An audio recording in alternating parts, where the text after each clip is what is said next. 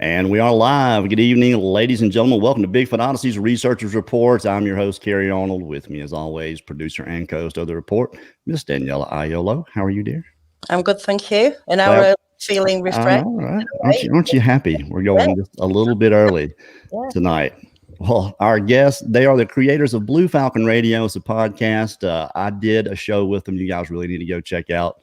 I forgot what you guys named it, but it was pretty cool. Zach, Ben, and Ty are here with us. Welcome, gentlemen. Welcome. Thanks for having us. Welcome. Thank you. I know you guys are used to saying welcome, right? Yeah, it's a pleasure to be here. Yes, it is. It's awesome.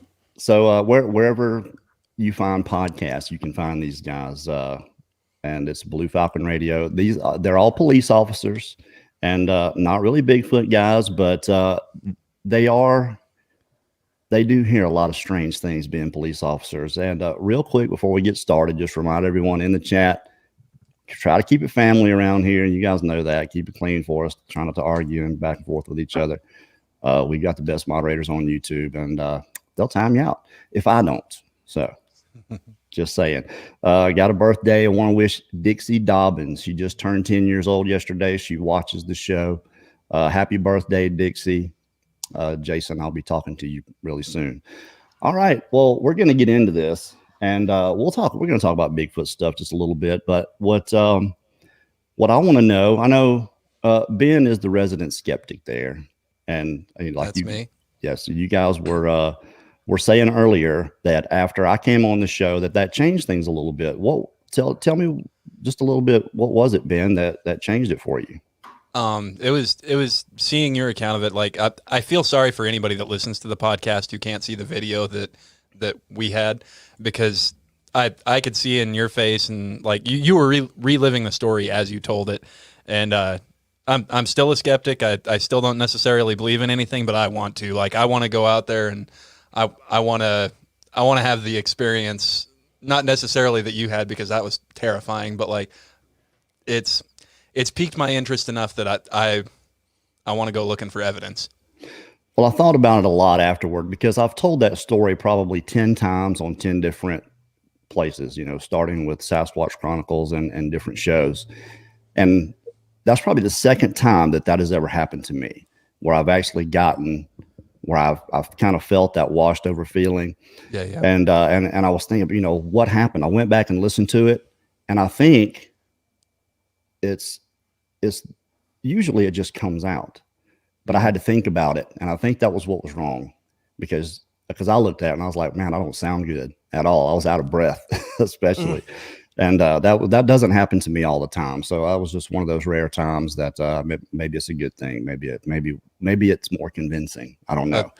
I think it absolutely was like that. That was what did it for me. Like, the story's great, and like would have been interesting on its own, but it was the way you told it that sold it to me. Correct. The amount of detail, I think. Yeah, and that was other things. Was the thing that really got me was when you talked about him walking away and how he looked over his shoulder and down his nose at you, and like I just can't imagine that being a fabricated detail. Like, that was just so that's what you saw. Basically, I'm above the food chain on you, and whatever you do doesn't matter.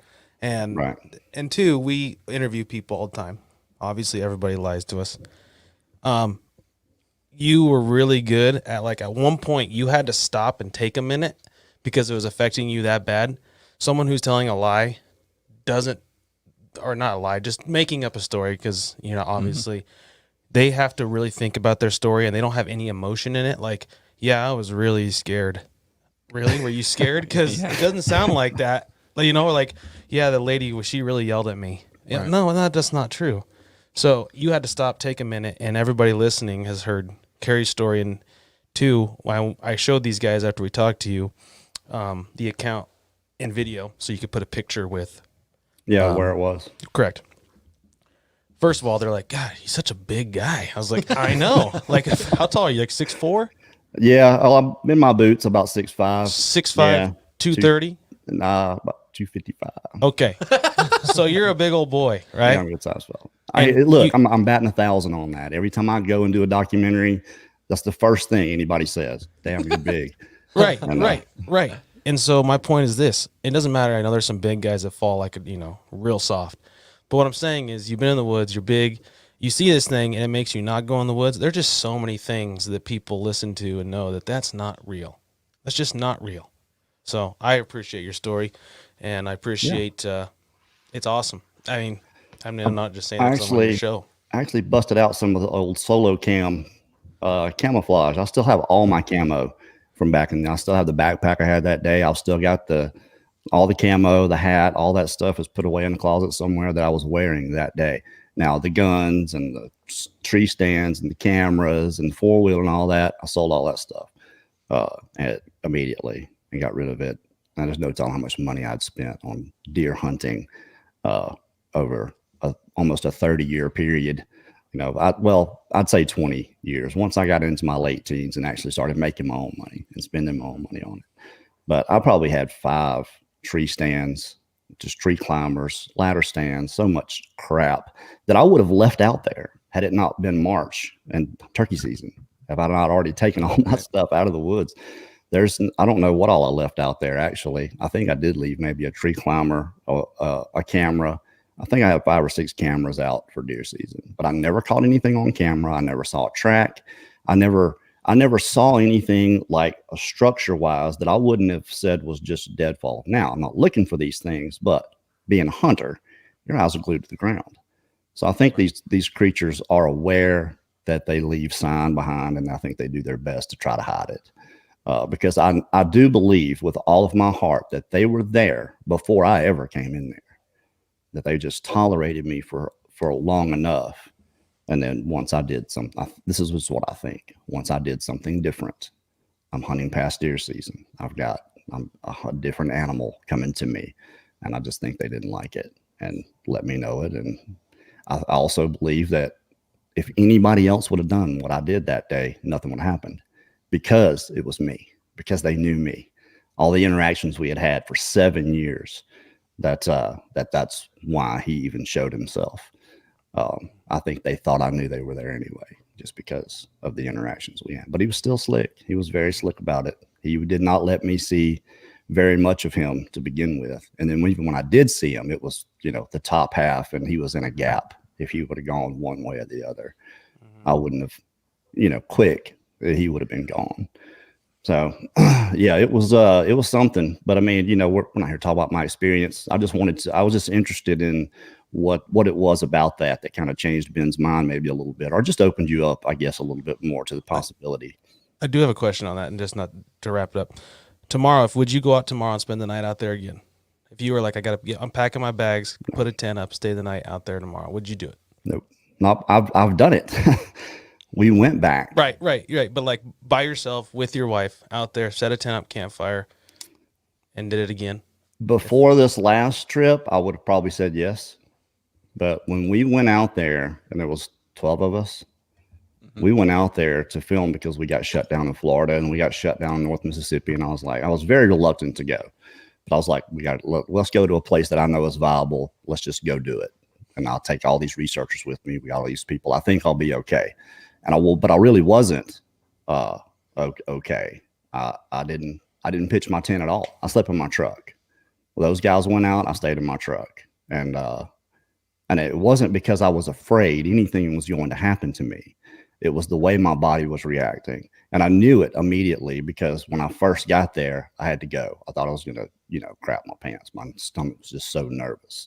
But as soon as we walked into the place where I had a tree stand, I had a tree stand, a shooting house there, and it was still there. It was run down and beat down, but there's a little cut area that I used to plant grass in, and that's the place that I'd heard the kids screaming and hollering down in the holler there.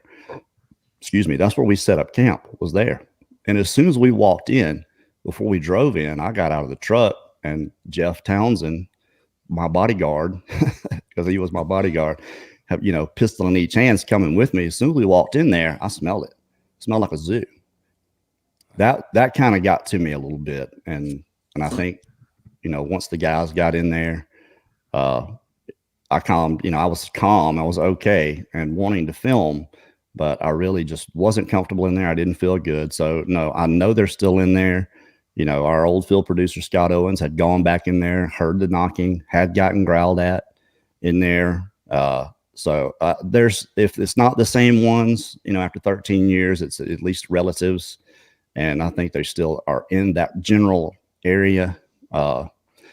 So no, I wouldn't camp out there just because I don't like the way I feel when I'm in there. I don't think anything's going to happen to me. I just don't like the way I feel when I'm in there. We watched that when you went back immediately after the show we did with you on our show, and we could tell you weren't comfortable. Like, you looked like one of us on a call we're on when we're expecting something to go wrong. Like, we can see you checking everything out. You've got eyes everywhere at all times when you're explaining things. Yeah, it's like someone bails from a car on a traffic stop, and you chase them, and they run around the building, and you're like, okay, where the hell are they? So you're really creeping around every corner. You're like, yeah, let's see where this is going to pop out. Is he waiting right there? Yep. And you made a good point how you said you acted like you're trying to, but you were just really like, okay, what was that? Like, every hair on your body was like, if a squirrel farted in the woods, you'd be like, okay, what was that? Which is consistent with PTSD. It's consistent. And you laugh about it, and I'm not trying to make fun of you at all. But it was funny. It's funny to watch. For me to watch, it is funny. You should have seen. I've still got the video of the first time we went out there to film it, and you couldn't have driven a nail up my butt.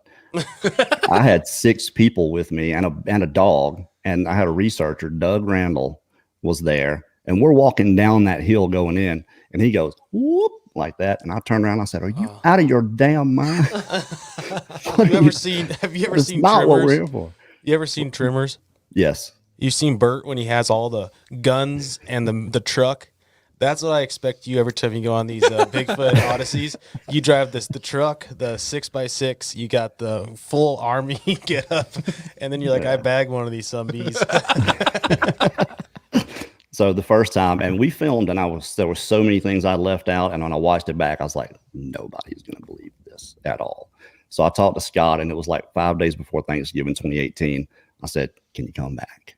Let's go back and do it again. We'll arm ourselves good and go in. I think I can do better, because everything was fine when we went in. Didn't hear anything, see anything, but it was just me. And then you're right, watching it, and I was watching myself. I kept looking back. I didn't realize I was doing those things, but it is funny. And somebody said they watched my hands. I would clench my hands up. So yeah, it is PTSD. And for a long time, I didn't want to call it that, because I didn't want to be disrespectful to anybody that's been to war, because I haven't. And, but it's still the same thing. And, talking to Barb Charlton, who's an emotional freedom techniques expert, she brought a lot more things out. But she really helped. And the only reason I went to her is because we were going to do the thing in Florida, and I wanted to be able to do what I said I was going to do. So I still remember the things I have to do. So we're going to do it. It's going to be good. But I want to hear some of the more bizarre things you guys get called out. You ever been called out on a Bigfoot sighting? No, but we have some strange things. I sent you that video. You know what? Did you email it to me? Do you have that? Did you? Yes, email I did. It? Yeah. Yes, it was that. I'll find it. We have that video, and it is a creepy. I'll just tell you real quick. I was sleeping. I went home early that night, or I was off, and Ty was working, and he was so petrified what he saw by himself in town that he called me and woke me up at 1 a.m. and he knew damn well I was sleeping. So that just tells you, like, oh, I got to talk about this. So Ty can tell the story. I wasn't there, but obviously, but it's creepy. So I don't know if I don't remember if we discussed it, but the three of us, we are cops in Western Nebraska. That's our background. So I was running stationary radar one night on the southeast part of town, and it's 1 a.m. I think it's 1:22 in the morning. Yes. Which is interesting, because that exactly was the time. And I'm sitting there, and I'm just looking ahead, and stationary radar is just catching the speed of a vehicle coming at you or going past you. And I'm sitting there, nothing's out of the ordinary. It's quiet night. There's hardly any traffic out. And from the north to the south, in the span of 2 seconds, 1.52 seconds, this white blur, not even a blur. On video, it looks like a blur. but it scaled how long we measured. Well, it's a 4-lane highway with a middle turn lane. And it took 3 steps to get across that highway. And you can see the legs move from north to south, and it scales that highway in about 1.52 seconds. Wow. The most bizarre thing I've ever witnessed, and I instantly, tears formed in my eyes, and every goosebump on my entire body was just perked up. And I was just shell-shocked. I've never been shell-shocked. I mean, we see a lot of stuff and a lot of crazy stuff, but I have never experienced what I saw that night. And I think the craziest part was that you could see Bipedal. Yeah. It wasn't a deer. And it's on dash cam, so we have it. We sent it to Kerry. So we'd like to see what you guys think. Kerry, can you hear me still? He'll come back and he's here now. Okay. Sorry. Did you find it? I forwarded it to Daniela. I'm okay. having trouble here, so I'm gonna let her do it. There's one that's an enhanced version, is the better quality one. That's the one I sent to her. Yeah. Okay. And I can resend it to you if you want me to right now. But So after it went out of my line of sight, I got on the radio because Ben was working that night with me, and he was actually a minute away from me. He was coming from where this thing had just run from the north. And I got on the radio and I called his badge number, and then he came into view, and then he parked next to me, and I said, dude, something just ran north to south and cleared the highway in like 2 seconds, and it had legs. And it looked like 8 feet to 10 feet tall. And it was translucent. You could kind of see through it, but there was also, it was opaque enough to where you could tell that it was in the form of a person, and it was bipedal. But you could it's see on the video. legs You can running. see it clearly on the video, and I want to get it in my editor where I can zoom in and slow it down and get and do say something with it. I was just going to suggest that. Can you see this? Yes. Oh, here we go. So this will be an in-car footage, and we're allowed to record after the fact. oh, I don't see. Yeah, it's just showing black for us It's right now. black. Yeah, it's black. Can you not see that? No. Nope. Okay, hang on. But the ironic thing is that, so where it ran to, we have a North Platte River. I don't know if anybody's ever heard of the North Platte River. It runs through basically the whole state of Nebraska down into, Yeah, it goes from Colorado to the Mississippi, Correct. doesn't it? and we got animals come that when there's moose in town in the middle of intersections. I mean, we got animals that run that river from Colorado, the Rocky Mountains. Rocky Mountains, is that where it comes from? It breaks off. So, Yeah. so my thing is, Well, it starts as the Platte, and then it splits into the north and south. correct. And then So both it ran, of them run to the it ran Mississippi. towards the woods. It ran towards, like it was in the outside of town. It ran towards the woods, and then like Ben kicked it out of wherever it was. Like Ben spooked it from wherever it was. and I'm not saying this is a Bigfoot or anything, but you're gonna have here it is. yeah, here The quality is okay. It's about 100 yards away, I would say. I think it's still showing black. Yeah, Just got to push play. Yeah. I know I can't see it because the thing's in front of it. Can you press play? No, because it's got the sharing screen in front of it. Hang on, let me do it like this. Oh, there. Now we can see it. Okay, 3 seconds. left to right. Oh, See, doing that way, it's all black. yep. You can't see. You got to keep it. Yeah, you're gonna have to keep it small, Daniela. All right, sorry. There There it we is. go. There it goes. I mean, look how fast that is. There And it it's is. bounding. Well, we paced it. There it is. We have Yeah, We less went than and measured the intersection and figured out how fast it would have had to get across. And I think it was somewhere between 45 and 55 miles an hour. Which is impossible. And it was not on a some of our coworkers said, well, it's probably on a bicycle. No.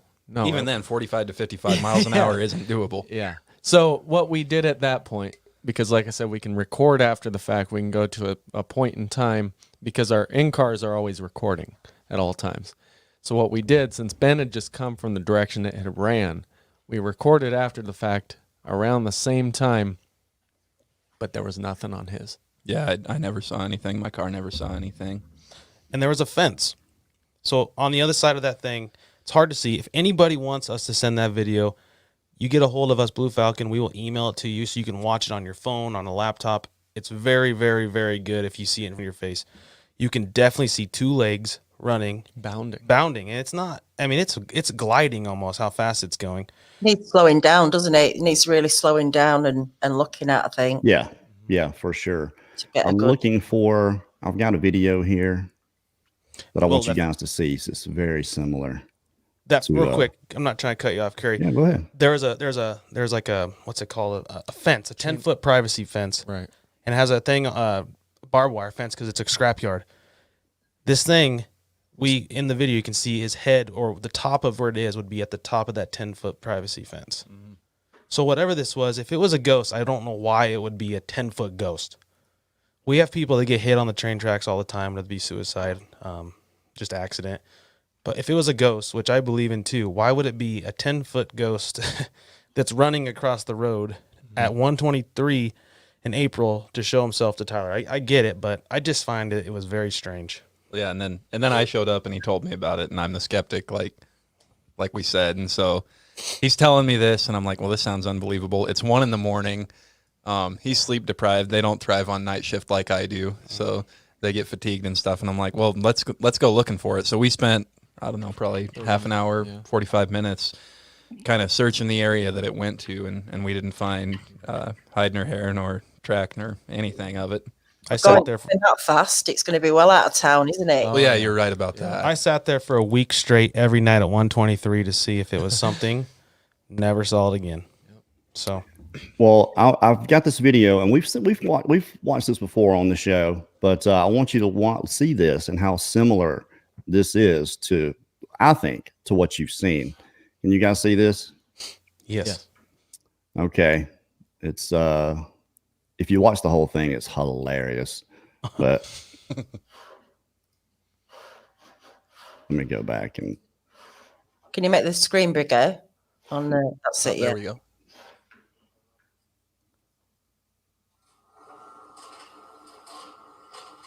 This is the exact spot that I just. Oh my gosh. You see that? That. This is the exact spot that I just. Oh, what I would, just got like flashbacks. can you play that one more time? This is the exact spot that I just. Dude, I'll send it to you. One more time. exactly. One more time. His reaction is what's hilarious and what he's talking about after. This is the exact spot that I just. Dude, that's exactly. Is that crazy? I'll send that to you, Zach. What was the title of that? Was there something about Dogman? Yeah, that's off Dark Waters channel. It's Dogman. Okay. If you look at it, it doesn't look anything like I would think a Dogman would look at all. It looks like the ghost of a horse. Because I've slowed it down, and I haven't gotten it in the editor, but I slowed it down and looked at it. If you look frame by frame, it's digitigrade legs, at least in the back. It's like a ghost horse. So but it's too tall. It's way too tall. I'm not up on my cryptids. What is a Dogman? It's just exactly that. It's like a Okay. Bigfoot. What's the with a dog's Egyptian? head. What's the Egyptian Nubis. Nubis? Oh, okay. That's what it looks like with the Gotcha. German Shepherd head. Yeah. Okay. So I had problems with Dogman for such a long time. I was like, no, people are seeing Bigfoot and they're just, misidentifying Sasquatch, until a good friend of mine saw one up close and personal. And I don't know what to think about it. It's just, to me, it's so unnatural that it's. let me ask you: do you think these wolves and Bigfoot are crossbreeding? I don't think so. I don't 'Cause I don't even think that's possible genetically. Well, there was a story. I'm with you, Kerry. There was a story, Kerry. The reason I asked that is there was a guy on your show, I think it was your show, that talked about a Bigfoot and a wolf running together. Yes. And that it was like you said, it was his pet, or the guy said it was his pet. I think it was down in Georgia, somewhere around there. And so that's why I ask. Yeah. Do you think it's possible? No, I don't think it's genetically possible, but we've been cloning things and doing genetic stuff, I'm sure in secret for a long time. So who knows what has been created and put out there. Dogman doesn't seem like, you can't go back very far and find, I haven't anyway. It seems to be a relatively new thing. So to me, if it exists, it was created like genetically and made and put here for what reason? Who could possibly know? Maybe because dogs are loyal and you can control them pretty easily. I don't know. There's so many things you could speculate on it, but they are seen. There are a lot of channels that do very well that are dedicated to the whole subject. And I can't get into it that much. I don't want to lend that much of my time and myself to it. I don't want to believe there's anything out there like that. But I mean, people are seeing something. So with that video we just watched and then the one that we sent you, what's your opinion on what that could be? No idea. I don't even. Because I'll tell you, watching that video you just pulled up, the whiteness of it, the color scheme of it, the height, and the legs. I mean, it just brought me back. Like, that's the closest I've seen to anything I saw, just up close. Like, I truly believe if I had been closer that night, that's the most similar thing I would have seen, is the one you just pulled up. Yeah, well, that's the reason I pulled it up, was when I first saw it and thinking about seeing that other one. Like you said, everything you just said, all those key indicators is what made me go back to it. And I wanted you to see it. And what is it? Even if you slow it down, because it's still relatively grainy and because it's YouTube, it just doesn't look right. There's just something really off about it. I don't know what it is. I don't even want to guess what it is. Something paranormal. Yeah, I'm so on the fence about a lot of these things already. And I know that sounds crazy for, a Bigfoot guy that's actually seen a Bigfoot that's not supposed to exist to say that. But I mean, that's something. Whatever the speed. The speed. Yeah. And they talk about that, seeing a Bigfoot. I don't know. Did your encounter, do you feel like he could have took off running at a speed that Probably. He was so powerful. He was holding on to a 10-inch pine tree that was 25 feet tall, half grown, a Georgia pine straight up and down. And when he was doing his back and forth thing, when he was upset, that tree I could hear it and see it whipping. That there's just no way all of us could have done that to that tree. He could have pulled it out of the ground and thrown it. And there's a video of one actually throwing some kind of stick or limb about 60 feet, which would be impossible for anybody to do. And that's on a Thinker Thunker thing. Is that the one where the dudes are working and they film it? Yep. Let me ask you another question. Have you seen the one where they rip them out of the trees and they say it's one of those, the machines that cut them, and it picks them and it's carrying it? It's a machine. Is it a machine? I haven't watched the rest of it. I wasn't sure, but yeah, it's a machine. Okay. Yeah, for sure. Yeah, that one's I think Thinker Thunker did, wasn't it? Where it was clearly a man in a that cap and trousers and a jacket, and right. But when Bigfoot Tony did it, you could see that it was actually, because he showed it's a tree feller is what it is. And why do I feel like I'm being interviewed here? Sorry. Okay. We bend people to Let me our ask will. you a question. I have so many questions. I just sit here and watch. Sit here at night and watch your guys' show, and my wife's sleeping next to me, and I have to turn the volume up, and then she's like, I have to turn it back down because it gets too loud. So I have to do the same thing with Linda, the exact same thing, because she wants it dark and quiet, and I'm wide awake. So I've got my phone and I'm turned over here, and I'd have to spit in my chew bottle. So. Exactly. So that's exactly what I have to do. But I really just wanted to get you guys on here so everybody that watches this show can know you guys are out there, because you're funny. That's the main thing. But to me about listening to your show is, I think the 3 that I've listened to, I laughed a lot, and I think everybody needs a laugh at this point. And it's some good medicine. It is. You guys don't hold anything back, and to me, that's the best part. Right. Sometimes it's not good, and for our listeners that are young, I know there's kids. If you're going to listen to it, just know that we do cuss, and we're sorry. Yeah. And it's not that we do it because we think you have to have cuss words that are funny. No. But we are cops. We see bad things, and things just come out, and that's how some of the public likes us to talk to them, because that's how their brain operates. It's natural. It is. Look, I work in the oil field, and I'm around it constantly. So I got hit in the mouth today, as you can see. And No. No, we're loading the monorail with flow iron, and it's extremely heavy. Like a 10-foot joint of 2-inch iron weighs about 110 pounds. So loading that stuff up, and you have to load it a certain way. And one of the guys, I was down doing something else, and he just spun it around, and it just hit me right in the face. So yeah, You're saying, sorry, you're saying monorail, and I'm gonna get us on a different track. Don't do it then. Literally no pun intended. Hey, I didn't even think about that. Are you talking like a maglev train? Do we have those here? No. Oh, okay. What it is, it's a trailer, and it's got trusses that go on the top, and there's a single I-beam in the center with a chain fall you can move up and down. Okay. So it's I a got single rail. So and it hangs out the end. So if you want to use that chain fall to load something heavy, you can let it down and raise it up and push it up into the back of the trailer. And it's like a block and tackle pulley system that kind of. Exactly. Yep. Okay. A chain fall is what we call it. Gotcha. We had the same thing in a plant I used to work in for putting engines in pumps and things like that. So I got you. Yeah, I was a millwright for a long time before I ever worked in the oil field. And there was a guy, this is back in the day, I'm old, when, safety regulations that, they were there, but they weren't as regulated as things are today. And we were in, I think, Lincoln, Nebraska on a compressor deck about 200 feet up at a corn processing plant. Okay. It was Lincoln, Nebraska. We were at a corn processing plant. Of course. all you could see was corn for miles and miles in every direction.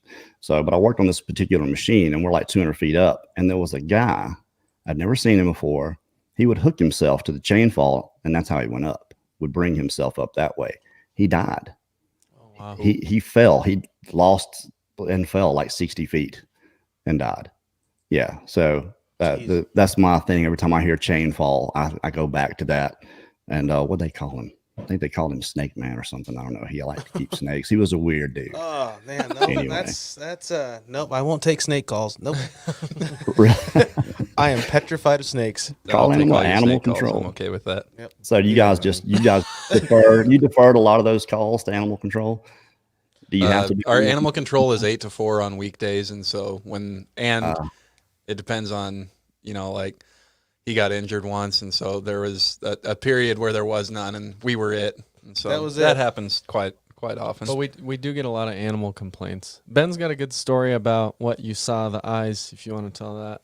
Yeah, I can tell that. So it all started. You were at our local zoo, which is like kind of on this river that we're talking about, and there's a park between the river and the zoo, and it's part of our jurisdiction, so we patrol it. Parks close at certain times, so Ty was out there just making sure there were no trespassers in the park. And you recall what time of day it was? Had to be after 11. Yeah, So. it was Right. It was past midnight again. Yeah, and so I was not too far. I figured I was the closest person to him, but he's out there and calls out on the radio, and he says, I just heard a scream. It sounded like a woman in distress.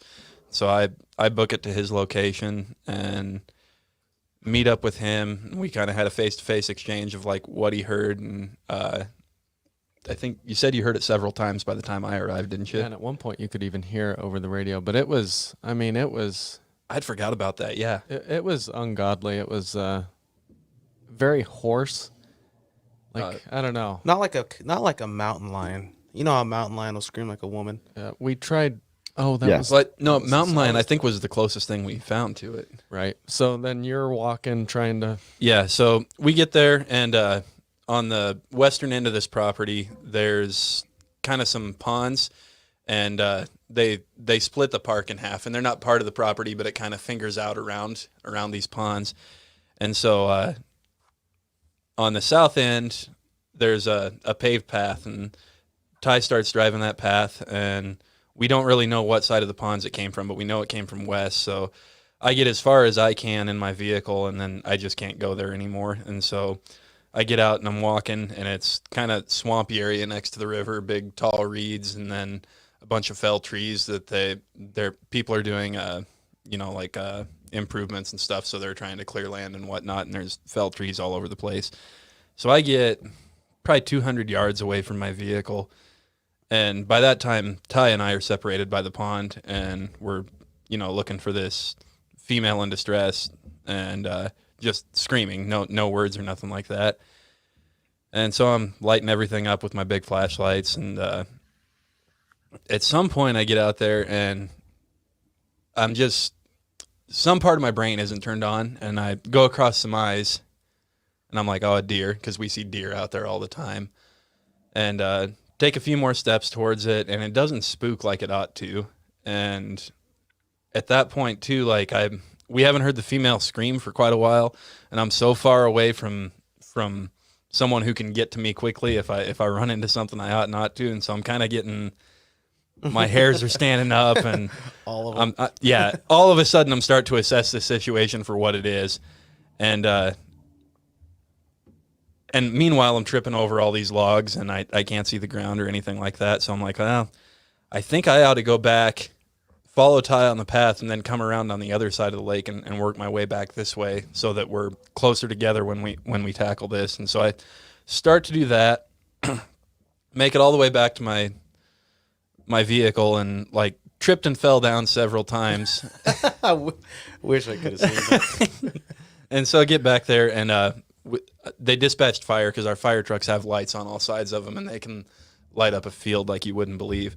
So they go out there, and we end up not finding anything. And anyway, Ty starts telling me what this sound was like, because we didn't have time to talk about it before. And he said, well, it was like a woman screaming. It was really hoarse, and he's describing it to me, and I don't remember the exact words, but what I got out of it, and I've done a little bit of sound engineering, is like it had a high roughness.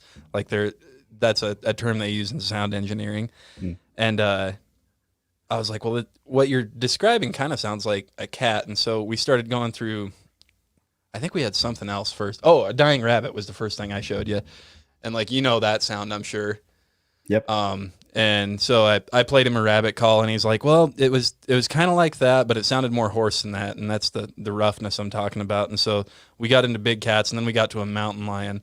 And mountain lion you thought was pretty darn close, didn't you? The closest. We never found something that sounds spot on. Screech like what- owl was also.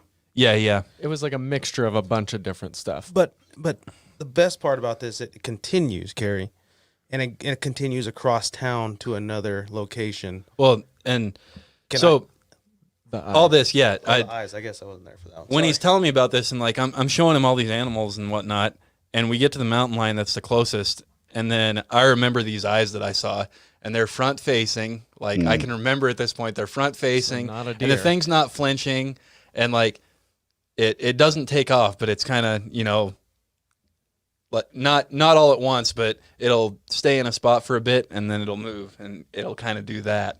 And I was maybe 30, 40 foot from it. Oh, that's And- close. Oh, yeah. And I was, at this point, at least 200 yards away from my car. And I'm just thinking about the entire walk back to my car, and I'm tripping over shit, and I can't see, and I'm not looking back over my shoulder or anything. And I'm like, God damn. Then I start sweating, and then I start, the blood comes into my face and everything. And I was like, Jesus, boy, I'm glad I got back to where I did, because I'm pretty sure that's what I was face to face with was a cougar. And we have those around here. Yeah, well, look, forward-facing eyes and it's not running away. That's predator behavior. Yeah. Especially doing this And thing. like I said, I'm looking for a female in distress. So like I see the eyes, and like that doesn't even come into play. I'm just like animal. Like my mind, the working parts of my mind are occupied with something else at that point. And it wasn't until later that I came back to it and said, "Fuck!" So you can't say that, Ben. I said a bad word. Sorry. That's Sorry. okay. Look, it happens sometimes. That's Sorry. all right. We're thinking about starting a swear jar. So Oh well, Ben can put $100. Yeah, it's gonna fill up real quick.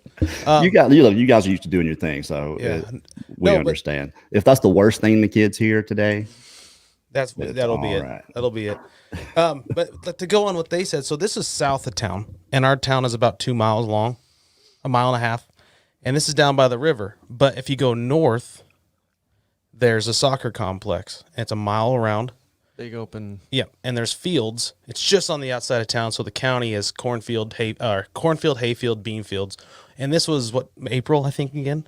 Yeah, It was winter, always it was April. It's always an April, spring, and we do with that video April and all these noises, everything early spring.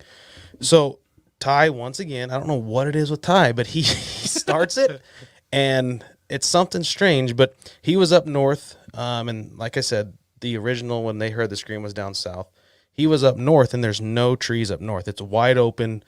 You can see the stars. I mean, there's probably maybe 1 or 2 pine trees. Other than that, it's open field.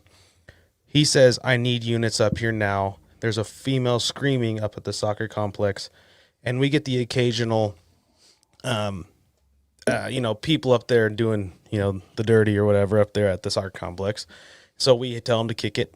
And he thought, there's something up here. Like he said, I need units up here. So there's 5 of us flying 100 miles an hour up the hill. And we get up there, and I've come flying in. We just spotlight the whole area. I jump out of the car to walk through the soccer complex, which is a huge grass area. Soccer field. Yeah. And I heard it again, and it was a female scream, and it was not a mountain lion, because I've heard mountain lions. I've hunted several times, been elk hunting in Colorado. Stayed the night in Colorado. I've heard elk or mountain lions scream in the middle of the night. Been in Wyoming, Sundance, Wyoming, where there's mountain lions, everything, and I've heard it. And this was not that. And then our other officer said it's a screech owl, and I said, no, it's not a screech owl. It's not a screech owl. It sounded like a woman screaming. So the sheriff's office had a FLIR. And so he just scanned the whole area. Field, Explain FLIR. No one FLIR knows what that is. Well, I don't know how to run one, night- so I can't really. It's in layman's term, night vision. Is Or it thermal? infrared? Thermal. Yeah, it was. It was Forward-looking infrared is what it is. There you Most go. these are Bigfoot people here. They know what FLIR is. yeah. So Oh, it was a my bad. it was a white hot. It was a white hot. Right, white hot. Is that the right term? Yeah, it depends on the settings. You can make it black hot, orange hot. So he had a white hot where it was white. Yeah, I don't know. I didn't look through it, but he scanned 360, and you can see 360 around you. Not one heat signature out there. No. Not one. And we heard it. Me and Tyler are the only 2 that heard it, because we were out walking through, and everybody else was just driving in their cars. And I heard it again, and I was like, man. And people were like, no, you didn't hear that. And I was getting really agitated, because I was like, no, man. Don't tell me what I heard. You know what I mean? Like, it's Right. 2 a.m. There's nothing out here. It's quiet. If you've ever been in Nebraska and western Nebraska, it's flat and really peaceful. And there's not a lot of trees. It's like Wyoming. And I know what I heard. And I was tired of these not wannabe hunters, just the hunters that tell you that it is when really they have no clue. Right. They didn't hear it. Yeah. Yeah, And I deal with those. I'm related to some of those people, so I have to deal with yeah, and them. like Kerry, like you said, like you were hunting for 7 years, and you thought you knew it all until you came to face with this thing. Yeah. That would just Hunters are very arrogant. I was one of them. You're so sure of everything around you, especially after a period of time, that you get very complacent. And whether you think you are or not, the way people hunt nowadays, it's not a wonder that something could stay away from you, because no one's going off trail hunting for anything. They're going to the same shooting house, the same tree stand. They're parking the truck in the same place. They're walking in the same way. Very easily patterned. But anyway, Yeah. I digress. no. And I agree with you. I mean, like a lot of the guys around here will just drive through their pickups in a hayfield early morning that they own. They'll shoot a deer that comes out of the tree line off their rear side mirror. They're hunting. And that's hunting, you know what I mean? And then they'll go get lunch and a beer at the local tavern at noon. Right. So that's what I'm saying. Like, I know we heard, me and Ty were walking beside each other. It made me stop in my tracks. I'm not saying that they're not saying that there's Bigfoot in western Nebraska, but if you've ever been on the North Platte River, it is thick. It is a river that there's water, there's food. Mm-hmm. I mean, if we have moose and elk that run it, They're there. what's the difference? Well, and the strangest thing was we couldn't see anything. I couldn't see anything. Like, we'd look in the direction of where we just heard the noise, and then nothing. Yeah. There'd be nothing. I mean, if it was a mountain lion running through the field, you could see it stop and look at you. Mm-hmm. And our eye shine, no eye shine. It's just very strange. I don't know how far you guys are from Macy where we did that film. How far would you say? Do you know where it 7. is? It's on the other end of the state. Okay. Other side. All right. Yep. About 7 Up hours north. Okay. Well, they're there without a doubt. there's not a doubt in my mind anyway. You should see some of the tracks that came out of there. Just absolutely incredible. And then the 7 people that saw the same exact thing that we interviewed, you know, are they all just BSing us? No, there's no way. Plus getting to know these people. Like I said, that's what you have to do in this, is you have to get to know the people and who they are and what their proclivities are, I suppose. And because there are people that are in this that, you know, consider themselves experts that will BS you all day long about what they know. I just had one the other day make a comment about a track, and he said, well, that's a male. You can tell that that's a male because of the width of it and how deep the heel is. I'm going, what? How deep the heel is? Do you have any idea what you would have to do to know that was a thing? Right. The type of study. I mean, yeah, he must have had one in his garage, I guess, that he was studying and I knew hope all so. these things. But there's a Yeah, lot of that's these so- guys out there that do this. It's And, possible you know, that the female has evolved high heels, and that's why the heel is so deep. This is why your show is good, right there. That's exactly why your show is good. But you know, but we, not to rail against these people or anything. You know, I just pray for them. Say a prayer for them. Hope they learn a better way, because the people that looked into this are not stupid. They understand. You know, there are a lot of people that follow blindly that will just listen to them, and I just think they're going to end up getting somebody hurt eventually because they make all these broad claims. But for the most part, the people that are doing this, they're just trying to figure out what's going on and let the rest of us know what it is, what they have discovered. It's the reason we do this, just so people will be aware. You don't have to believe what it is. And we say this all the time. We stand firmly on it. You don't have to change what you believe. Just expand what you believe is possible. If you can do that, then you can arm yourself with this information just in case.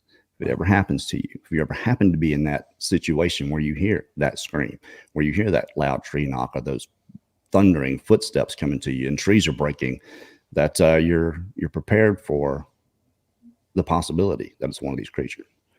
Yeah, it's absolutely. Can I touch on the Macy thing real quick? Oh, yeah, sure. So I was in Grand Island for Thanksgiving. Me and my sister, her boyfriend is from Omaha. He lives out 20 minutes outside the reservation that you guys went to for your Bigfoot Odyssey. We were sitting there talking, hanging out, watching TV, and he's part native.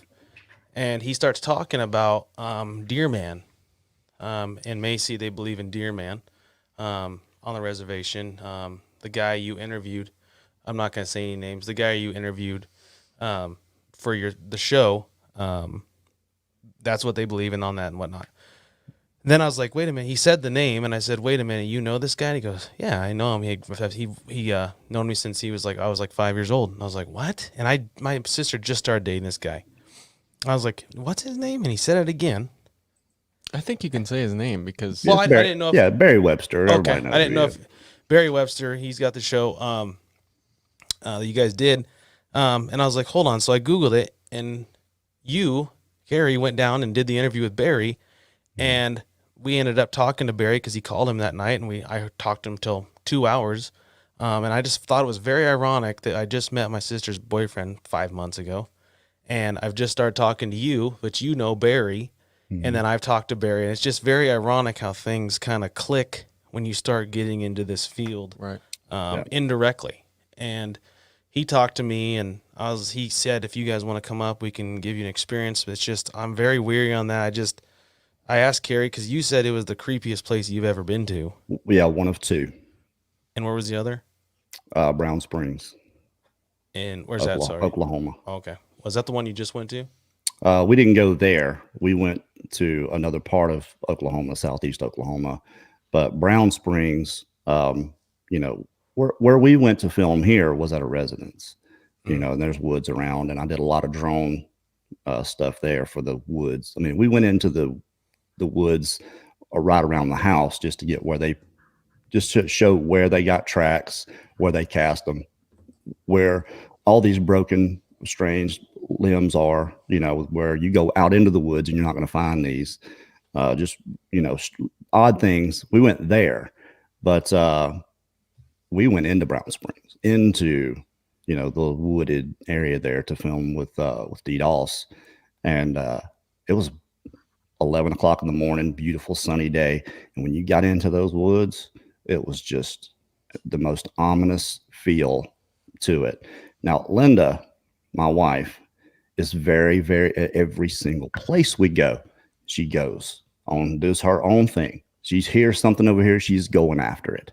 Okay, she's never seen a Sasquatch, and she wants to have this experience, and I'm okay, fine. But it what worries me, it bothers me every time she does it. Okay, in every place we've ever gone, she's done that, except Macy, except when we were there. She was right beside me. She was no more than 10 feet behind me when we were going through doing any kind of segment in the woods. It just had that feel to it. I don't know what it was, what it is. It's just strange. I felt like I was about to be shocked at any moment. Like, Interesting. yeah, it was very, very creepy. It's the intuition feeling that you talk about all the Probably. time. I think I'm an odd person for this, but like Very odd. Yeah, you are. I get addicted to that. Like there's something about that. I will seek out places that make me feel that way. And I don't know what it is. Well, hey, Go there. Kerry, do you think we could line up a time where Ben can walk in, like you said, down in Florida by himself, and we can set up that investigation, see how really Ben likes that odd feeling with these 10, 12 footers standing around Sure. and peeking through the woods? I know right where to go. Because All right. I watched that recent one with Mark. It was about, 2 weeks ago? When you Zasky. had Mark? Yeah.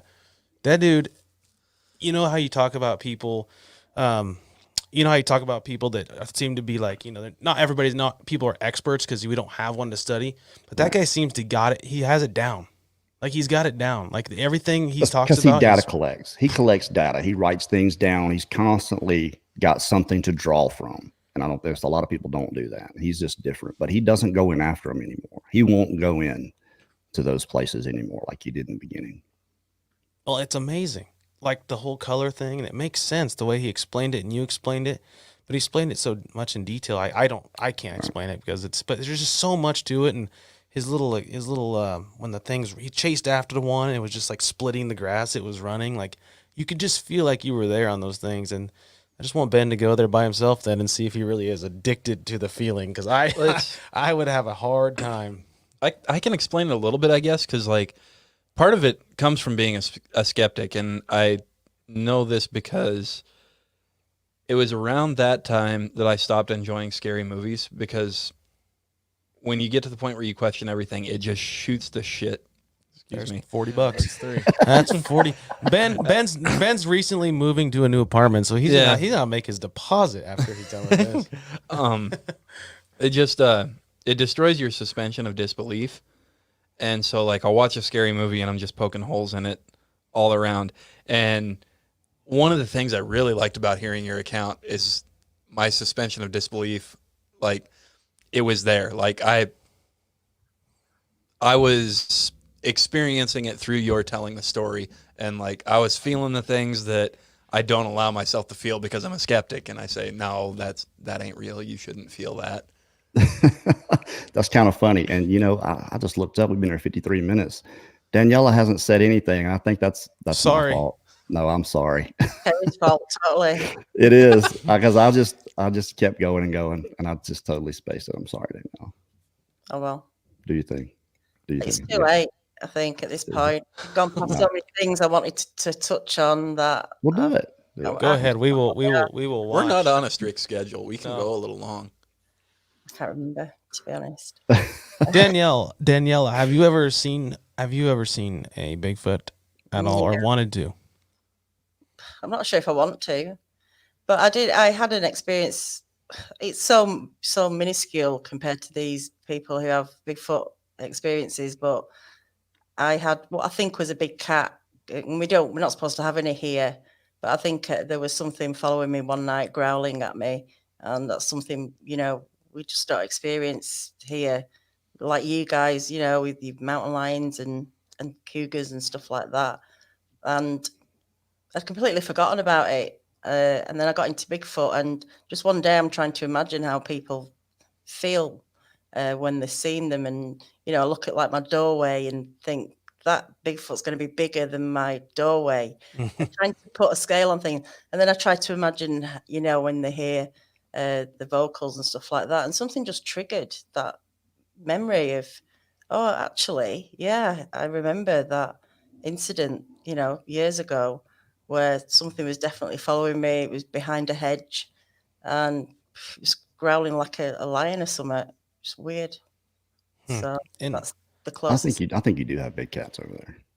Oh, we've I think definitely so, got too. them, but not officially, you know. Well, they're not officially here either. didn't they Ask- say like the black jaguar or something like, or black cat? I can't remember what it was. It's Yeah, panther here. Panther, It's a jaguar, is what it is. So I'm Or a asking. leopard. A leopard. Right. It's got spots. You can see it's got spots, and they're in the South here. They come up from South America. My cousin killed one in '85. But you ask any wildlife official here if there are cougars. Ask them anywhere in the United States, and they're going to say, well, they're not in this area, and there's a reason for that. And it's the same reason if they knew anything about Sasquatch, which they have to, or they're just terrible at their job. They're going to say the same thing, and it's all about not scaring people out of the woods. Right. As far as I'm concerned, and I mean, I don't know this for a fact, but you're talking about almost $1 trillion, $886 billion a year spent on logging industry, national parks, camping and recreation every year. Probably not this past year, or maybe it's more this past year because people are getting out because of COVID. But that's probably, to me, that's the reason. There's a reason they deny this. And you can take it to park officials where people go missing, talking about the missing 411 thing, or to the park officials down in Florida where we know for a fact that they are. They have to know they're there. And they just completely and totally, I can tell you this much. Mark Zasky took some pictures to them one time to show them, like moving, blinking stuff. Okay. And one guy didn't even want to look at it. And they were so opposed to it. Now you think about this for a second. Someone's claiming this in this area that you work that is open to the public. It's people are in there, you know, quite often trails. There's a lot of thick places and canopies and places you really don't need to go. But think about this. If these officials didn't believe this, wouldn't they just say, go for it, man, do your thing? You know, why would they be so opposed to it not being in there if they weren't trying to hide it? So it's almost obvious that they don't want people to know that these creatures are in there, which is unfortunate. Yeah, it makes me wish I would have known you and like known about this train of thought 10 years ago. I used to work at a national park, and I would have loved to kind of be that covert person who's interrogating the rangers there, because I was a maintenance guy. I was the guy they said, no, you can't talk to the public because I'm not good at that. Well, you're a cop. So well, now I'm a little bit better. Daniela, have you ever wanted to come over to the United States and go with Kerry on the expeditions? Oh, yeah. Well, maybe not the expeditions, but definitely to come over. I just want to touch on something Kerry just said then. You're kind of suggesting then that maybe all game and with Matt and fishery people know what this thing is, but can that many people know what it is without it leaking out? And that's the thing about conspiracies is like so many of them involve so many people that there are enough people I like to believe out there like me that I don't know, like most of the people who knew me before I was a cop never would have thought you're going to be a cop someday. And like, same. If there, yeah, exactly. Like, I if ran there from the cops, so if there was, like, if there was some cop conspiracy, like, I would be the first to leak it. I think. Like that's just how. And then I he'd be feel. the first to disappear. Yeah, you're right about Who's that. Ben? He yeah, doesn't even have a who social is that security guy? number. Well, you know, but I no, think like, and I never got that impression when I worked for the national park. So there's at least that. But then Bigfoot's not a real big thing around where I worked. well, I think it's compartmentalized, and I think the ones that do know, there's such a threat to it coming out that these things do come out. There are park officials, there are rangers that have come out with stories after they retired. But I think there's it's just like anyone in the scientific field is not ever going to confirm even if they've had a body on a slab, there's going to be this extreme level of denial and disinformation that comes out about it, because there's something about this creature. Maybe it's because they're so closely related to us. There's a lot of theories out there as to why this is the case, but they just won't admit it. They just won't admit it. So it's up to us. It's up to the general public, the people that know. And this is the thing about these questions that we have, aside from do they exist, that you were talking about with Mark Zasky and him knowing all these things about hair and all this and these theories. That's all they are. It doesn't mean that's what it is, but there are these questions, and there have to be answers to these questions because they do exist. Why don't we ever see them? Well, there has to be a good reason. What is it? Well, because they're hard to see. That's almost obvious. We would have a lot better evidence than we have now if they were easy to see. So they predisposed to hiding. Well, why haven't we ever found a body? Well, think about that for a second. Why would a sentient being predisposed to hiding, to staying away from people, not being found out, why would they leave one of their dead around for us to find? Right. It's just not going to happen. So they obviously do something with them because they're real. These there have to be answers to these. So I try to go with the most logical one. To me, those are the most logical ones. I can't fall back on, well, they just don't exist. I can't do it. I don't have that luxury anymore. And right. And I'm not sure if I ever thought that hard about Sasquatch before I ever saw one. But if I would have had those questions, that would have always been my fallback. Well, I mean, obviously they can't be real because then we would have this or we would have this. But it's just not the case. But, and I realize I do have that luxury, and I hope you don't one day. I hope you see a 12-footer look you in the face and it just licks your face. I hope it licks your face like, hold on. I hope it licks your face like in Jurassic Park Lost World when the T-Rex is in the waterfall, for people who've seen it. It's like licking. I hope it licks your face like that. And then it just, real quick, Kerry, speaking of licking your face, remember when you said that your Bigfoot has a gap tooth like Michael Strahan? I did.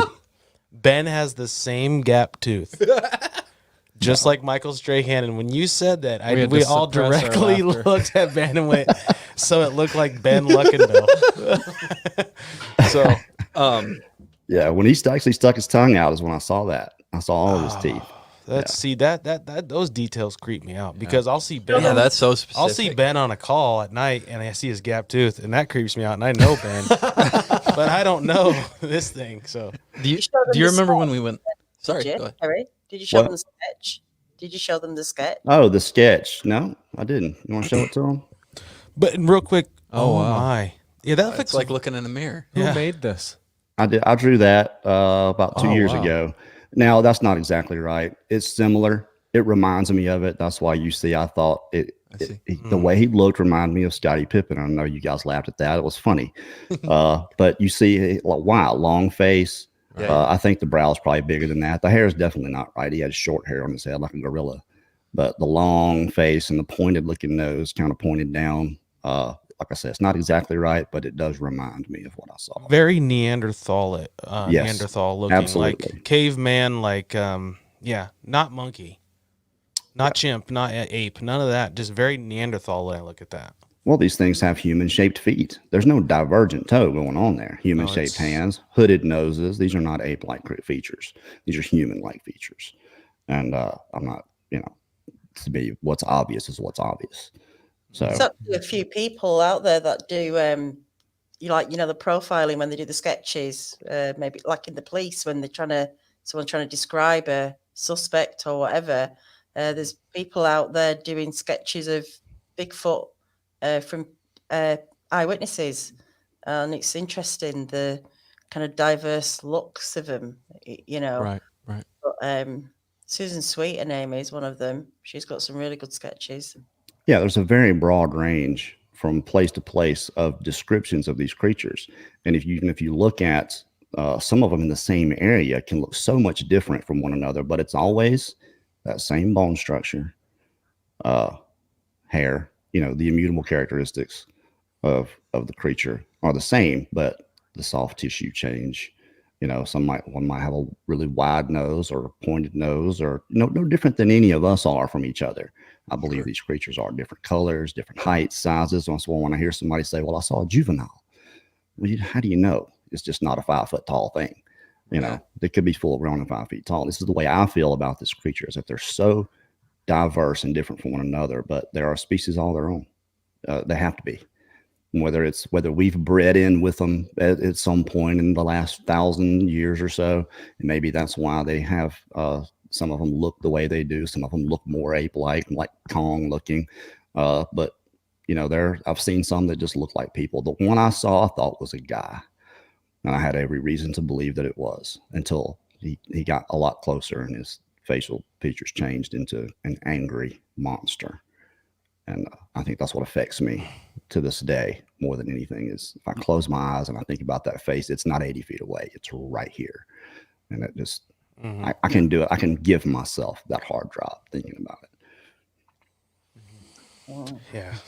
I just wanted to ask these guys. We, a while ago, went on a bike ride, and we were riding on some kind of hilly territory, and they weren't keeping up with me because I'm a stud like that. And I got over this hill, and it's nighttime. I don't remember what time it was. It was close to midnight. Yeah. And so, right. Uh-oh. Frozen. Oh, no. It froze. Oh, dear. It's trying to come back. If you guys can hear us, you're frozen. Oh, it's trying to come back. Okay. Come on. Are we back? Yes, you're back. Okay. What was the last thing you heard? You're on a bike. Okay. So yeah, we're riding our bikes up in this like kind of hilly territory. Like the Wicked Witch of the West. And so I get ahead of these guys a little bit, and I've got this Studley flashlight on my bike, and I get over this hill away from them, and I'm riding, and I see I have to preface this by, like, I'm with Zach at the time, and like at certain times when he's talking about it more or less or whatever, there are certain times that I'm hanging out with Zach, and like the first thing that comes to my mind is Bigfoot. I just like know that's going to be one of the conversations that comes up. And so we're on this bike ride, and I get over this hill, and what it turns out to be is just the reflectors on the side of the road. One of them is missing, and I didn't notice it right away. But I'm riding towards it, and I see like reflector, gap, and then like a tooth. Just the way the stars were, like there was kind of a dark spot in the sky right above that. And so in my perception, it was this just enormous thing that was blocking this reflector, like kind of part of the skyline. And I'm like, what in God's name is that? And my friends are a quarter mile behind me. Oh my God. And then, you know, I get a little bit closer, and I come up to the green T-post that doesn't have a reflector on top of it. And I'm like, oh, thank God. I'm not going to get swiped up by this giant ape that I thought was right there in front of me because I'm hanging out with Zach. You have no idea. You have no idea how good that is. That is such a good thing that your awareness takes you right there, because that could happen to you one day. Well, it's that. Oh, yeah. It's that, Kerry, but I always talk about it, always watch videos. I mean, I would say that I'm very, I just went blank. Not You're a engulfed, fanboy? but yeah, You're a fanboy? I am, because it's something that most people don't get to see, and why not? Why not? Right. Like, I mean, I know it's petrifying for you too, and I mean, I guarantee you, if I was hunting, I used to hunt the river all the time, and real quick, when I used to hunt the river, I just felt like just something was not watching me, but it just was creepy. And I could have been because I was younger in high school and whatnot, and you're just weirder in the woods by yourself. But You it can just creep was yourself weird. out in the woods. Yeah, and I used to duck hunt and goose hunt, and we had to walk into our pit, and it just was very, very creepy. And I don't know, and I'm not saying it was Bigfoot related. I'm not saying that at all. Just it always felt like I was watching at times. So it could have been anything watching. We have mountain lions, so. Yeah. I got to interrupt you real quick, and it's just that after this was all over, I told them about this, and like Zach thought it was kind of funny, and Ty came up with it, and I really think this is how it's going to go. I hope it's how it goes. It's just a little poetic, like weird irony thing, and we all think now that if one of us witnesses it, it's going to be me, and like then they're not going to believe me that I actually saw it. Well, I'll say this: if you do, don't shoot it. Just don't shoot it. Correct. Unless it grabs you, then fire away. But yeah. No, I don't plan on that would it. be And my that only brings- advice to go through. That brings us But, to Go go ahead. ahead. Sorry, Kerry. Go ahead. No. No, I was gonna wrap it up. You go ahead. Oh, real quick. Yeah, we were gonna plan on we were talking in next spring. We were gonna get with you, and we were gonna plan on. We wanted to come down and into that spot and in Florida on. and do that. I'll take you. And we just need to know. We just need to get some some details finished out. But we want to do that because I'm on board. and I love to be outside. You and you it's walk. very You will walk out of there convinced, without a doubt. cool. I may not go in with you, but I'll show you where to go Perfect for sure. And But hey, look, we appreciate you guys coming on the show. I want to have you guys back for sure, for be a late we'd show love to. or whatever, because this has just been so much fun. And we even went 10 minutes over, which we never do for the research report. Sorry. We cut it off. We clip it off at an hour, so we normally sorry, don't do Daniela. that. Didn't mean That's to okay. leave you out. No, I promise. did that. I did that. Daniela and I have this thing we do, and I completely and totally threw it out the window for this. Telling me. Without telling her, yeah, well, I didn't mean to. I just kind of did it. But normally we take questions from the chat. So we'll leave, since we have so much other stuff to cover, we'll leave it there. But I just want to say how much I appreciate you guys. I can imagine there are so many great, cool, awesome things about being a cop. But to me, is the absolute most dangerous job in this country. And not to be political, but there are a lot of people out there, screaming defund the police, and I can't imagine some of the stresses that you guys go through, and just very, very grateful and thankful that you guys are out there, even if you're not in my area, that you're out there doing it and upholding the law and protecting the public. And it's a fantastic thing. Thank you guys so much for doing that. Thank you for Thank those you. words. Appreciate it. Really appreciate that. Yep. Absolutely. But thanks for coming on. Definitely want to have you back. I'm going into the field on this next job, so I'll be I don't know if I'll have internet to do a show, but Brad will be able to do a show. If not, I'll have someone fill in for me Friday and Sunday night for the late show. So tune in then. And next week, do you have anybody planned for next week yet? Yeah, we've got Kenny Irish back, Kenny Irish is coming back. Yes. Gary definitely. Rebel Stowe, and something else. Okay. Oh, we've got the Christmas thing. Are we going to announce that now, or leave it for another? Yeah, we'll wait on that. We'll start announcing. We got the 12 Days of Christmas coming up, where we do a show every single day. Sweet. So Christmas Eve. It's gonna be fun. Well, we always have a good time. But thanks again, Blue Falcon Radio. Go check them out where you can find podcasts. You're gonna find these guys. It's definitely worth listening to. Thanks again for coming on. Good night, everybody. We'll see y'all next time. Description, yeah, Thanks, the Kerry. link in the description. Good night.